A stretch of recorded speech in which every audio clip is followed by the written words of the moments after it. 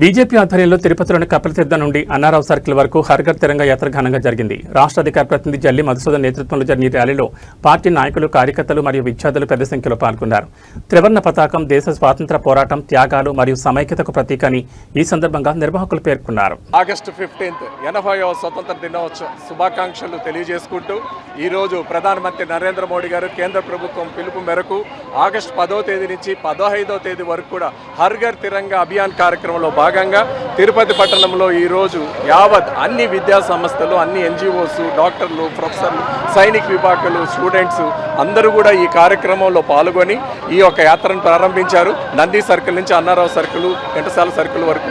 ఇందులో ప్రధానమంత్రి గారి యొక్క ముఖ్య ఉద్దేశం ఈ హర్ఘర్ తిరంగా అభియాన్ కార్యక్రమం లేదంటే ప్రతి భారతదేశంలో పుట్టిన ప్రతి భారతీయుడు తన ఇంటి మీద ఒక జాతీయ పతాకాన్ని ఎగరేసి దేశాన్ని ఒక భక్తి, త్యాగము, ఐక్యతకు చిహ్నంగా ఈ పతాకాన్ని ఎగరేయాలని పిలుపునివ్వడం జరిగింది.